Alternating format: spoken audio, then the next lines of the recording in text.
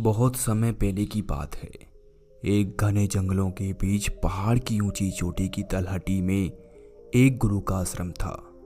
प्रकृति की गोद में गुरु अपने सभी शिष्यों को सांस और मन के रहस्यमय संबंधों पर शोध किया करते थे।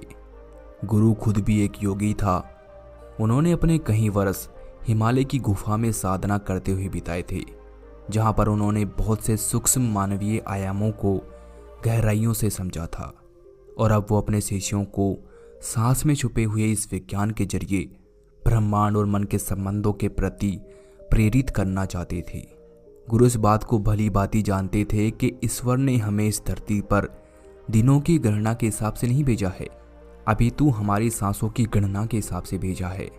गुरु और उनके शिष्य नित्य प्रतिदिन योग के माध्यम से अपनी सांसों को मन के साथ सामंजस्य में लाते थे और इस विज्ञान की और गहराई में जाते थे। एक दिन की बात है, गुरु के सैकड़ों शिष्यों में से एक शिष्य के मन में सांसों के इसी विज्ञान को और भी गहराई से जानने की जिज्ञासा हुई। इस जिज्ञासा के घड़े को ज्ञान से भरने के लिए वो शिष्य अपने गुरु के पास पहुंचा। शिष्य की सांसों की तेज गति को महसूस करते हुए गुरु ने पूछा कि बेटा, क्या पूछना चाहते हो? तब शिष्य ने कहा कि गुरुदेव, आप अक्सर कहते हैं कि योग, ध्यान और प्राणायाम का मूल आधार हमारी सांसें होती है और हम अपने सांसों पर नियंत्रण पाते ही हम अपने मन और विचारों पर नियंत्रण पा लेते हैं। इसीलिए आज मैं आपसे सांसों के रहस्य और यौगिक विज्ञान के बारे में विस्तार से जानने आया हूँ। ये सुनकर गुरु ने एक हल्की मुस्कान दी। इसके बाद शिष्य ने कहा कि मैं ये जानना चाहता हूँ कि जब हम नवजात बालक होते हैं, बहुत छोटे होते हैं, तो हमारी सांसों की गति भी बहुत तेज होती है। यानी एक बच्चा सामान्य रूप से भी बहुत तेज गति से सांसें लेता है और इस दौरान उसका पेट अंदर और बाहर गति करता है। लेकिन जब धीरे धीरे हम बड़े होते हैं तो हमारी सांसों की गति भी धीमी हो जाती है। आखिर ऐसा क्यों होता है गुरुदेव? मेरा दूसरा प्रश्न ये है कि हमें इस धरती पर निश्चित साल या फिर महीने तक जीने के लिए नहीं, बल्कि निश्चित संख्या की सांसों को लेने के लिए भेजा गया है। तो हम अपनी सांसों को नियंत्रित करके हम कैसे अपनी आयु को बढ़ा सकते हैं? गुरुजी, मेरा अंतिम प्रश्न ये है कि मैं दीर्घायु चाहता हूँ। मैं किसी प्रकार अपनी सांसों के माध्यम से इस लक्ष्य को प्राप्त कर सकता हूँ। शिष्य की बात सुनकर गुरु मुस्कुराए और बोले कि बेटा, मेरे पास बैठो और अपनी आंखें बंद करो। यह सुनकर उस शिष्य ने उत्सुकता से पूछा कि क्यों गुरुदेव? तब गुरुदेव बोले कि जब तक तुम अपनी सांसों की शक्ति को आंखें बंद करके महसूस नहीं करोगे, तब तक तुम इसकी शक्ति को समझ नहीं पाओगे। इसीलिए बेटा, अपनी आंखें बंद करो और मेरी बातों को ध्यान से सुनो। शिष्य ने अपनी आंखें बंद कर ली और धीमे स्वर में सांस लेते हुए गुरु की बातों को सुनने लगा। गुरु ने शिष्य के पहले प्रश्न का जवाब देते हुए कहा कि बेटा, जैसा हमारा मन होता है, हमारी सांसों की गति भी वैसी ही हो जाती है, या फिर जैसी हमारी सांसें होगी वैसी ही हमारी मनोदशा भी हो जाएगी। यानी हमारी सांसों से सब कुछ जुड़ा हुआ है। जो हमारे भीतर घटता है वो भी, और जो हमारे बाहर घटता है वो भी। हमारे जीवन में घटने वाली हर एक घटना हमारी सांसों से गहरा संबंध रखती है। मतलब कि अपनी सांसों की गति पर नियंत्रण करके अपने मन और विचारों पर नियंत्रण कर सकते हैं। अगर तुमने एक सच्चे योगी और साधक को ध्यान से देखा होगा तो तुम्हें उसके चेहरे पर एक गजब का ठहराव दिखेगा। एक सच्चा योगी बुरी सी बुरी परिस्थिति में भी खुद को स्थिर व शांत रख सकता है। एक योगी अपनी भावनाओं को कभी नहीं दबाता है, बल्कि वो अपनी सांसों पर नियंत्रण हासिल कर लेता है और सांसों को नियंत्रित करते ही वो अपने मन पर नियंत्रण पा लेता है।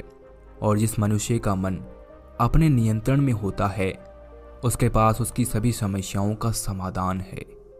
गुरु ने शिष्य की तरफ इशारा करते हुए कहा, तुमने कुछ योगियों के बारे में सुना होगा कि वो 150, 200, 300 सालों तक भी जी जाते हैं। तो आखिर वो अपने आप को इतना लंबे समय तक जीवित कैसे रख पाते हैं? असल में उनका नियंत्रण अपनी सांसों पर होता है और इसे ही प्राण ऊर्जा कहते हैं। प्राण ऊर्जा हमारे चारों तरफ है। इसे कितनी मात्रा में लेना है और छोड़ना है, वो एक योगी से अच्छा कोई नहीं जानता है। और वो इस काम पर बहुत हद तक महारत हासिल कर लेता है। इसीलिए वो इस प्राण ऊर्जा का उपयोग अपनी जरूरत के हिसाब से कर सकता है। वो खुद को दीर्घायु बना लेता है। बेटा, तुमने बिल्कुल ठीक कहा। जब बच्चा छोटा होता है तो वो बहुत तेज गति से सांसें लेता है और इस दौरान उसके पेट की गति को भी देखा जा सकता है। यानी जब बच्चा सांसें अंदर लेता है तो उसका पेट फूलता है और जब सांसें बाहर छोड़ता है तो उसका पेट जो है वो अंदर चला जाता है। जब वही बच्चा बड़ा होने लगता है तो उसकी सांस लेने का तरीका भी बदल जाता है। बच्चा जब छोटा होता है तो प्राकृतिक रूप से सांस लेता है। वो अपनी नाभि से सांस लेता है। सांसों की इस गति से बच्चे का मन उत्साहित व खुश रहता है। इस समय वो प्रकृति के नियम के अनुसार अपने जीवन को दिशा देता है। वो अपने मन में बातें छुपाकर नहीं रख सकता है। इसीलिए इस समय बच्चे का मन बिल्कुल सच्चा होता है और इस सच्चे मन का आधार है उसकी सांसें जो उसने नाभि से ली है। आओ बेटा, अब मैं तुम्हें सांस और मन के इस संबंध के बारे में समझाता हूँ, जिन्हें स्थापित करने में विज्ञान को हजारों वर्ष लग गए, लेकिन आज भी वैज्ञानिक इसके रहस्य का पता नहीं लगा पाए। एक कुत्ता 1 मिनट में 27 से 28 सांसें लेता है, वो 10 से 12 साल जीता है। वहीं पर एक इंसान 1 मिनट में 14 से 15 सांस लेता है और वो 80 से 100 साल जीता है। जबकि एक कछुआ जो कि 1 मिनट में केवल 5 से 6 सांसें लेता है, वो 500 से 600 साल जीता है। इससे स्पष्ट है कि जिस जीव की सांसों की संख्या जितनी कम होती है वो उतनी ही लंबी आयु तक जी सकता है। सांसों के इसी विज्ञान को हमारे ऋषियों ने आज से हजारों पहले समझ लिया था और इसी संख्या को कम करके आयु बढ़ाने की विज्ञान पर उन्होंने काम करना शुरू कर दिया था। आमतौर पर जब हम सांसें लेते हैं तो हवा हमारे 3-4 अंगों को महसूस होती है, गला, फेफड़ा, हृदय और पेट। लेकिन सांसें लेते वक्त हमें इस बात का अंदाज़ा भी नहीं होता है कि जो सांस हम अपने नाक से ले रहे हैं वो केवल इन 3-4 अंगों को छूने वाली हवा मात्र नहीं है, हमारी जिंदगी का सबसे बड़ा प्रमाण है। हमारी सांसें हमारे जन्म से हमारी मृत्यु तक हर परिस्थिति में हमारी सांसें हर पल हर अनुभव की सबसे पहली साथी होती है। ये सांसें हवा के माध्यम से हमारे कण कण में जीवन भरती है। हमारी नाक और मुंह से अंदर गई हवा हमारे शरीर में प्रवेश करते ही अलग अलग भागों में बढ़ जाती है और अपना काम पूरा करके बाहर निकल जाती है। ये प्रक्रिया किसी चमत्कार से कम नहीं है। हम तो बस इतना जानकर निश्चित हो जाते हैं कि हमने नाक से ऑक्सीजन ली है और कार्बन डाइऑक्साइड छोड़ी है। जैसे कभी जंगल में आने वाला एक तेज हवा का झोंका जंगल के रोम रोम को सक्रिय व सजग बना देता है, वैसे ही हमारी सांसों की तेज गति हमारे आंतरिक चक्कर और प्रणाली को सक्रिय व स्वस्थ बना देती है। कपालभाति या भस्त्रिका प्राणायाम में सांसों को तेजी से लेने की प्रक्रिया इसीलिए दोहराई जाती है ताकि सांसों के तेज प्रवाह के साथ हमारे शरीर में मौजूद बैक्टीरिया बाहर निकल जाते हैं। ऑक्सीजन से हमारी कोशिकाओं में तेज प्रवाह से रोग प्रतिरोधक क्षमता मजबूत होती है। बोन मेरो में नए रक्त का निर्माण शुरू होता है। आंतों में जमा मल विसर्जित होने लगता है। मस्तिष्क की जागरूकता लौट आती है जिससे स्मरण शक्ति बढ़ जाती है। न्यूरॉन की सक्रियता से सोचने समझने की क्षमता बढ़ जाती है। फेफड़ों में भरी हवा से आत्मविश्वास वापस लौट आता है और हमारे भीतर नकारात्मकता नष्ट हो जाती है। हर रोज केवल 10 मिनट की सांसों की आंधी हमारे जीवन में एक नई तरोताजगी और आत्मविश्वास से चमत्कार करती है। आजकल लोग अपनी इन्हीं सांसों के प्रति जागृत नहीं हैं। उनकी सांसों का हुकड़ा हुकड़ा होना इस बात का सबसे बड़ा प्रमाण है। गुस्से में हमारी सांसें बहुत तेज हो जाती है, दुख के समय वही सांसें बहुत धीमी पड़ जाती है। सांसों का जुड़ाव केवल मन से नहीं बल्कि भावनाओं से भी है। इसके अलावा हमारे खान पान से और विचारों से भी हमारी सांसें प्रभावित होती है। योग विज्ञान व सौर विज्ञान सांसों के इसी विज्ञान पर आधारित है। अगर हम अपने शरीर को रोग मुक्त रखना चाहते हैं, सामान्य से ज़्यादा प्राण शक्ति चाहते हैं, तेज बुद्धि और सफलता चाहते हैं, जीवन में शांति चाहते हैं, तो हमें सांसों में छुपे इस रहस्य को समझना होगा, इस पर नियंत्रण करना सीखना होगा। हमारी सांसें ही हमारे मन और इंद्रियों के बीच एक सेतु का यानी एक पुल का काम करती है। हमें इस पुल पर चलना सीखना होगा। जब एक बार हम जीवन में इस पुल पर चलना सीख जाते हैं तो दुख और परेशानी हमारे जीवन से जादू की तरह निकल जाती है, क्योंकि हमारे जीवन में दुख और परेशानी जैसी कोई चीज़ नहीं होती है। बस ये तो हमारे मन का वहम होता है और इस मन पर सांसों के जरिए ही नियंत्रण हासिल किया जा सकता है। आजकल की युवा पीढ़ी में तनाव, डिप्रेशन व स्ट्रेस जैसे मनोविकार का रोग एक वायरस की भांति फैल रहा है।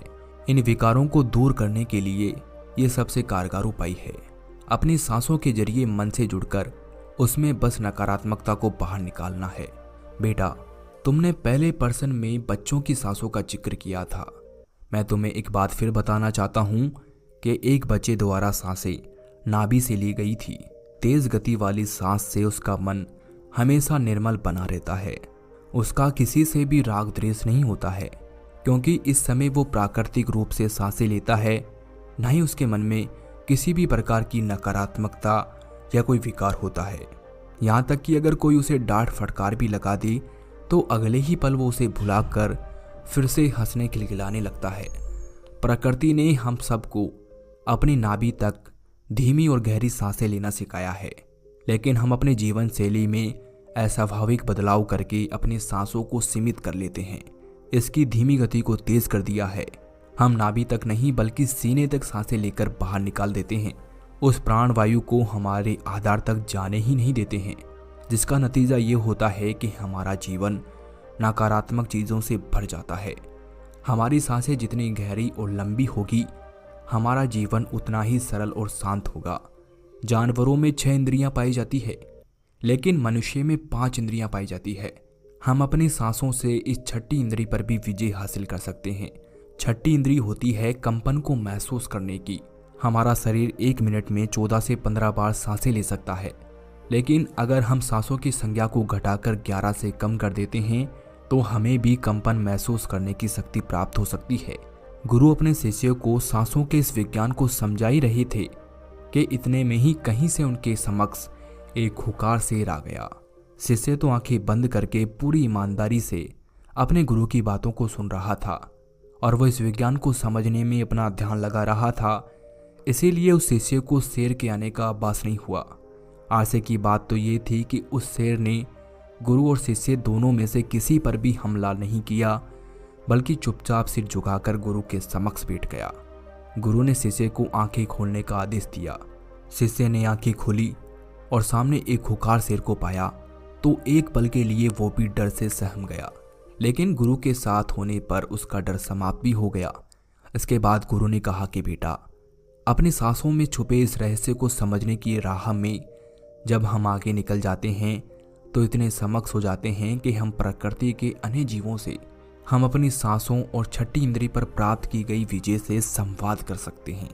ये हुकार जीव अभी तुम्हें किसी प्रकार का नुकसान नहीं पहुंचा सकता, क्योंकि अपनी सांसों की सिद्धि से मैंने ऐसे जीवों से संवाद करने की कला सीख ली है। सांसों की सिद्धि का साक्षात उदाहरण देखकर शिष्य हैरान हो जाता है। गुरु ने अपनी बातों को जारी रखते हुए कहा कि बेटा, ये जो हमारी सांसें हैं, इस ब्रह्मांड का रहस्य यहीं से शुरू होता है। जब हम इसे नियंत्रित करना सीख जाते हैं तो हम ब्रह्मांड और इसमें घटने वाली हर घटना को सूक्ष्मता से समझ सकते हैं। यही कारण है कि कुछ ही सिद्धि योग इस रहस्य को समझकर ब्रह्मांड और आने वाले समय की भविष्यवाणी करने की कला पर विजय प्राप्त कर लेते हैं। बेटा, हम जल्द ही योग विज्ञान के बारे में पढ़ेंगे, जिसमें लिखा गया है कि सांसों पर नियंत्रण पा लेने के बाद साधक ऐसे रहस्यमय कार्य कर सकता है जो आम मनुष्य की पहुंच और समझ दोनों के परे हैं। ऐसी जानलेवा बीमारियां जिनका इलाज विज्ञान में संभव भी नहीं है, उन बीमारियों पर भी सांसों के जरिए अपने मन और मस्तिष्क पर नियंत्रण रखकर ठीक किया जा सकता है। जब सांसों में उतल फुतल होती है तो मन भी अस्थिर हो जाता है। सांसों की शांति से मन में भी स्थिरता आती है। एक योगी की दीर्घायु का यही रहस्य होता है और यही दीर्घायु तुम भी अपनी सांसों पर नियंत्रण रखकर प्राप्त कर सकते हो। बेटा, सांस के विज्ञान को समझने के लिए ये जानना भी जरूरी है कि जितनी सांसें हम अंदर लेते हैं उससे ज़्यादा हम बाहर छोड़ते हैं। हमारी ज़िंदगी में रोज़ ऐसे अनेकों काम होते हैं जिन्हें करने से हम जितनी लंबी सांसें लेते हैं, बाहर छोड़ते समय उससे कहीं गुना ज़्यादा लंबी सांसें निकाल देते हैं। बाहर छोड़ते समय इन सांसों की लंबाई सबसे ज़्यादा क्रोध में और सोते समय निकलती है। इसीलिए हमारे ग्रंथों में काम और क्रोध पर नियंत्रण रखने को कहा गया है, क्योंकि इसमें हमारी प्राण शक्ति का नाश होता है। इसीलिए बेटा हमेशा याद रखना, सांसों को अपनी नाभि तक भरकर धीमी गति से लेना, क्योंकि अपनी सांसों पर नियंत्रण करके व्यक्ति एक ऐसी मानसिक स्थिति तक पहुंच सकता है जिससे उसके जीवन में आने वाले उतार चढ़ाव उसे परेशान नहीं कर सकेंगे। कुछ लोगों को ये सब बातें कहानी लग सकती है, क्योंकि आमतौर पर लोग ऐसा नहीं करते हैं और कोई भी चीज़ जिस पर उन्हें यकीन नहीं होता है उसे अंधविश्वास कहकर नकार दिया जाता है। लेकिन पुरानी यौगिक परंपराओं का पालन करने वाले लोग ऐसी बातों का दावा करते हैं। उन्हीं लोगों में से एक हैं स्वामी रामा। हिमालयन गुफाओं में रहा करते थे। उन्होंने शुरू से ही योग की प्रणालियों का अभ्यास करना शुरू कर दिया था। 1970 में स्वामी रामा एक अमेरिकन रिसर्च लाइब्रेरी में गए। अपनी सांसों पर नियंत्रण करके उन्होंने अपने दिमाग और मन पर विजय प्राप्त करी। वो जब तक चाहें, जितने समय तक चाहें, अपनी सांसों पर, अपने ब्रेन पर, अपने हृदय की धड़कन और शरीर में बहने वाले खून को रोक देते थे। लैब में मौजूद डॉक्टर ने स्वामी रामा के शरीर पर रिसर्च की और उन्हें मृत घोषित कर दिया गया। लेकिन इस अवस्था में भी स्वामी रामा सब कुछ महसूस कर सकते थे। ये सब देखकर वहां पर रिसर्च कर रही टीम दंग रह गई। साथ ही स्वामी रामा अपने शरीर में अपनी मर्जी से ट्यूमर की ग्रोथ को घटा व बढ़ा सकते थे। रिसर्च टीम के लोगों को जिस हिमालय यौगिक के सारे दावे अंधविश्वास और पाखंड से भरे लगते थे, वो अचानक से उन्हें हीनो साइंस प्रतीत होने लगी। शिष्य गुरु के उत्तर से संतुष्ट हो गया और अगले दिन से ही उसने सांसों के विज्ञान और रहस्य को समझने का काम शुरू कर दिया। दोस्तों, ये कहानी उस शिष्य की नहीं है, बल्कि ये कहानी आप सभी के लिए है। इसे एक कहानी समझकर सुनने तक ही सीमित मत रखना, बल्कि इसकी सीख से अपनी सांसों पर नियंत्रण करना।